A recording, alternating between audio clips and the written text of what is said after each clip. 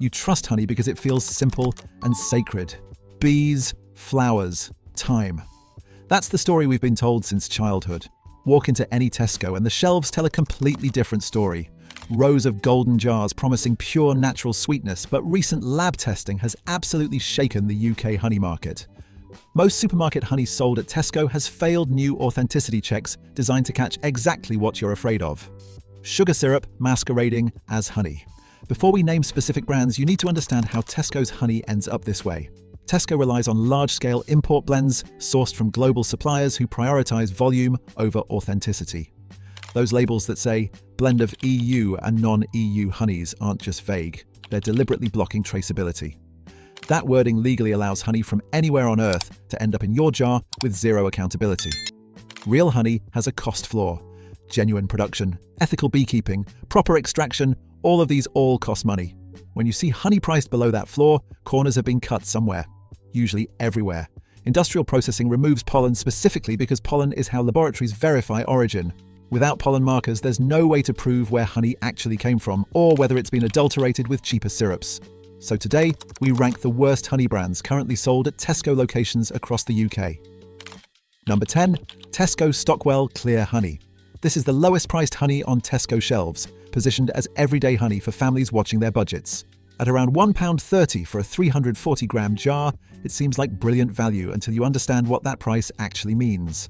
The label says blend of EU and non-EU honeys with no countries named, no percentages given, and no traceability whatsoever.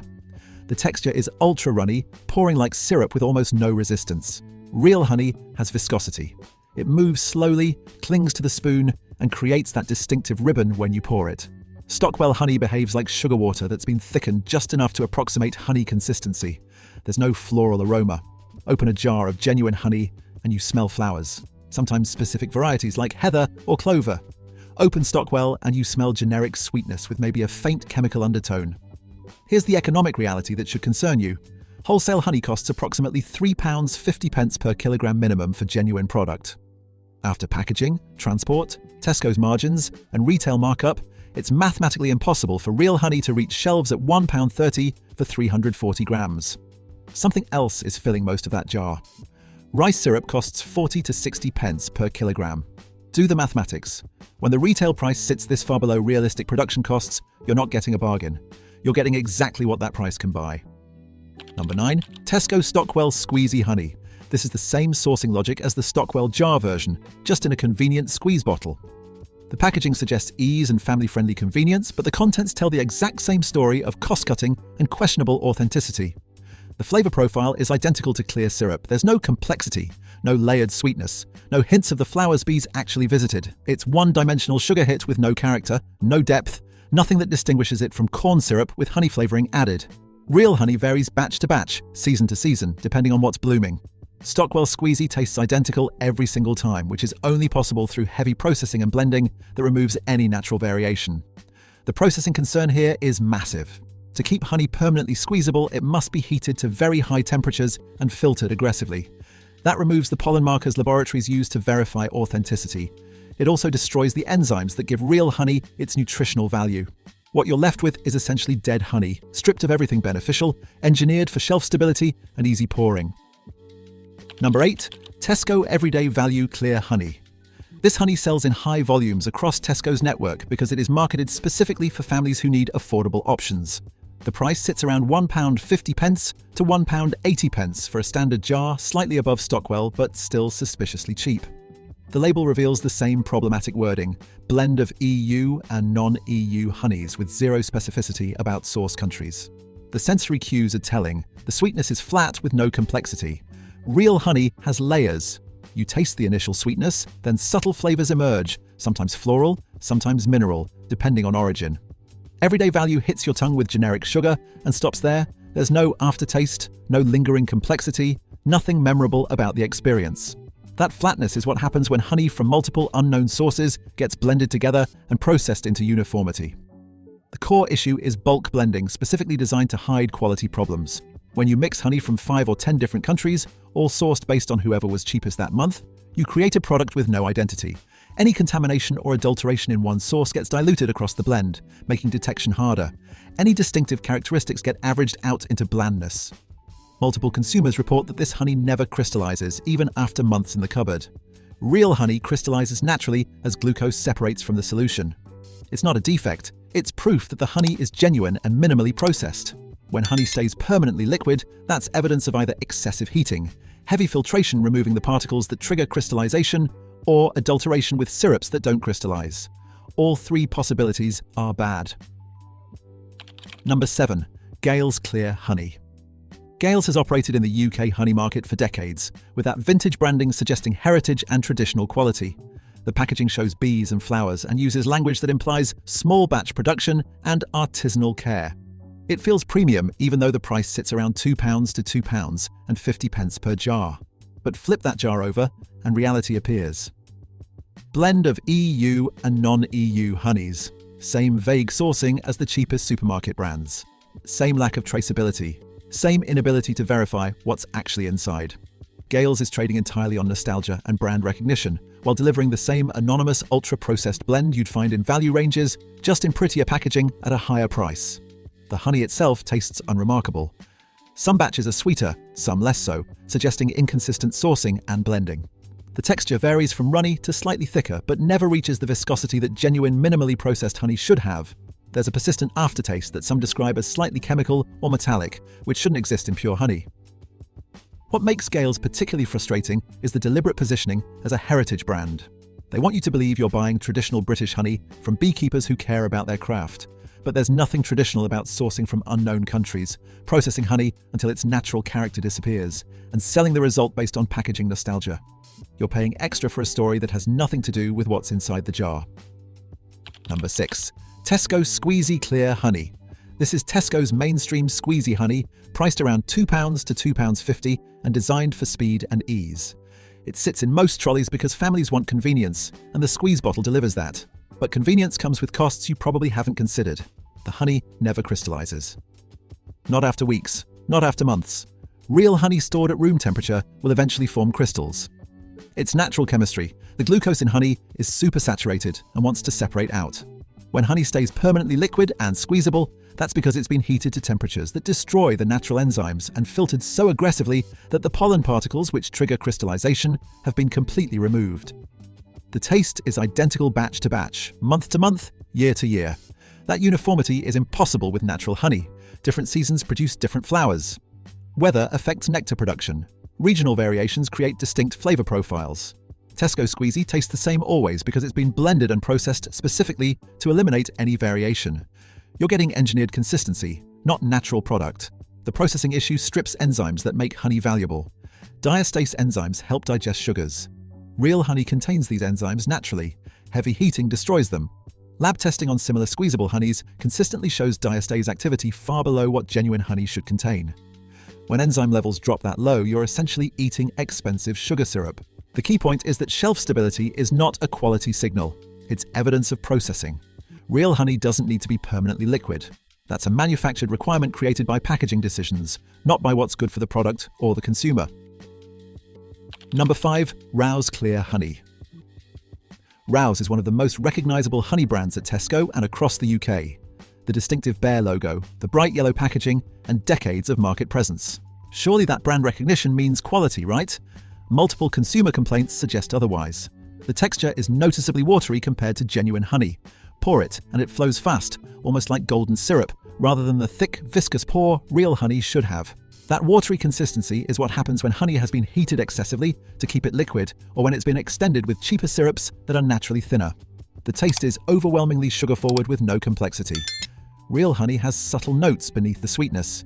You might taste hints of the flowers bees visited, sometimes a slight mineral quality, occasionally a tangy edge. Rouse Clear Honey tastes like pure generic sweetness with nothing underneath. It's one note, boring, forgettable. The sourcing issue is massive. Rouse relies heavily on imported blends with that same blend of EU and non-EU honeys label that blocks traceability. Reports suggest they've significantly reduced or eliminated purchasing from British beekeepers, instead sourcing globally based on price. when 77% of UK honey imports come from China and 74% of Chinese honey is suspected of fraud, that reliance on anonymous imports becomes genuinely concerning. Number 4. Rouse Squeezy Honey. Same honey as the clear version, just in a different bottle. But that squeeze format requires even more aggressive processing to maintain the permanently liquid state the packaging demands. The honey shows uniform taste across seasons with no variation whatsoever. Spring flowers taste different from summer flowers. Regional variations create distinct profiles. None of that appears in Rouse Squeezy because it's been blended and processed until all those natural variations disappear. What you get is engineered consistency that has nothing to do with what bees actually produce. There's no origin specificity, despite Rouse being a major brand with resources to source transparently. They could name countries and percentages. They could trace specific apiaries. They choose not to because doing so would reveal supply chains optimized for cost rather than quality. Industry insight reveals that large brands like Rouse optimize for supply chain stability above everything else. They need a consistent product year-round, regardless of honey's natural seasonality. They need uniform flavor profiles so every bottle tastes identical. They need a long shelf life so the product can sit in warehouses and on shelves for months. All of those business requirements conflict directly with what makes honey genuine and valuable. The result is consistency absolutely beats authenticity. Rouse Squeezy will always be available, always taste the same, always pour easily. But it will never taste like real honey because real honey doesn't behave that way. You're paying for reliability and branding, not for actual quality. Number 3. Tesco Organic Clear Honey. The organic label raises expectations significantly. Consumers paying extra for organic products expect higher standards, better sourcing, and meaningful differences from conventional alternatives. Tesco Organic Honey fails to deliver on those expectations in ways that make it more problematic than cheaper options. It's still a blended import despite the organic certification. The label doesn't name specific apiaries or even specific countries with percentages. You're getting honey from unknown organic sources blended together, which means the organic certification applies to production methods but tells you nothing about authenticity or quality of the final product. Here's the dangerous misconception. Organic doesn't equal local. Organic doesn't equal unadulterated. Organic doesn't guarantee the honey hasn't been ultra-filtered or excessively heated. It just means the bees foraged in areas certified free from certain pesticides and that processing met organic standards. Those standards don't prevent the blending, heating, and filtering that destroy what makes honey valuable. The real problem is a premium price without premium quality. This costs significantly more than Tesco's standard honey, often £4 to £5 per jar. You're paying extra specifically because you trust that organic label to mean something. But structurally, this honey has the same sourcing issues, same processing concerns, same lack of traceability as cheaper alternatives. You're paying for certification that doesn't address the fundamental problems with how supermarket honey is produced and sold. When organic branding gets used to charge premium prices without delivering meaningfully better products, that's exploitation of consumer trust. Tesco knows shoppers see organic and assume quality. They're charging accordingly while delivering anonymous blended imports that happen to be certified organic. Number 2. Tesco Finest Clear Honey. Finest is Tesco's premium positioning. The range promises superior ingredients, better sourcing, products worth paying extra for. Their honey should represent the best Tesco can offer.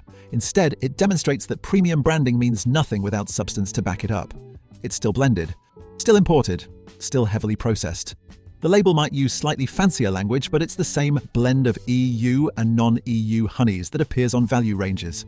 There's no meaningful difference in sourcing transparency, no named countries or apiaries, no traceability that would justify premium pricing. The taste is marginally better than Tesco's cheapest honey, but nowhere near good enough to justify the price premium. Some jars show a slightly thicker texture. Occasionally, there's a hint of actual flavor complexity, but it's inconsistent and never reaches the quality level genuine honey delivers. Most batches taste essentially identical to standard Tesco honey, just in fancier packaging. The price versus reality gap is insulting. Finest honey costs roughly double what everyday value costs, sometimes £3, 50 to £4 per jar.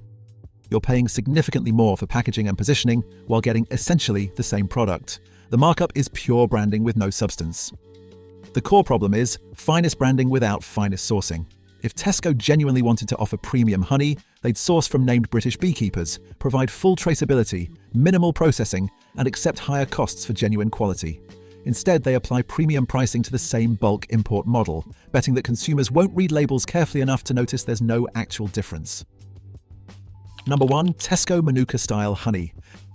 This is the most misleading product on Tesco's honey shelves and possibly in the entire store. Manuka honey commands premium prices because of verified antibacterial properties measured by UMF or MGO ratings. Real Manuka comes from New Zealand, requires certification and costs £20 to £60 for legitimate products. Tesco's Manuka-style honey costs around £8 to £12. There's no UMF rating, no MGO grading, no verification of methyl glyoxal content, which makes Manuka medicinally valuable. The word style is doing enormous work on that label because it means this isn't actually Manuka honey. It's regular honey marketed to look like Manuka. Manuka fraud is widespread across the industry. New Zealand produces roughly 1,700 tonnes of genuine Manuka annually, yet approximately 10,000 tonnes are sold each year globally. That mathematics doesn't work. When researchers test supposed Manuka products, only about 14% are authentic. You're paying premium prices for products that are overwhelmingly likely to be fake. What makes Tesco's version rank worst is the combination of the highest price, lowest transparency, and strongest health halo. People buy Manuka specifically for therapeutic purposes. They're paying extra because they believe it offers medicinal benefits regular honey doesn't provide. When that Manuka is fake, it's not just overpriced, it's potentially denying people the health benefits they're specifically seeking. The deception is systematic. Using style legally protects Tesco from fraud charges while deliberately misleading consumers who glance at labels and see Manuka without reading carefully. The packaging design emphasizes the Manuka claim while minimizing the style disclaimer. The shelf placement next to legitimate health products creates associations that aren't earned. This is branding masquerading as substance. The question isn't just whether this is honey, it's whether this represents deliberate consumer deception by one of Britain's largest retailers. Across all 10 of these products, patterns emerge that aren't accidents. They're system features, vague sourcing language that blocks traceability. Prices below production reality indicate that corners were cut. Heavy filtration that removes the pollen markers used to verify authenticity. Enzyme loss from excessive heating. No crystallization proves the honey has been processed beyond recognition. The final question that should determine every honey purchase you make from now on. Will you keep buying the label and trusting the branding? Or will you actually start reading what those labels reveal about sourcing, processing, and authenticity? Because once you know what to look for, you can't unsee the red flags covering nearly every jar in Tesco's honey aisle. Real honey is worth finding. What's on those shelves, isn't it? Like and subscribe, you get updates on healthy food in the UK.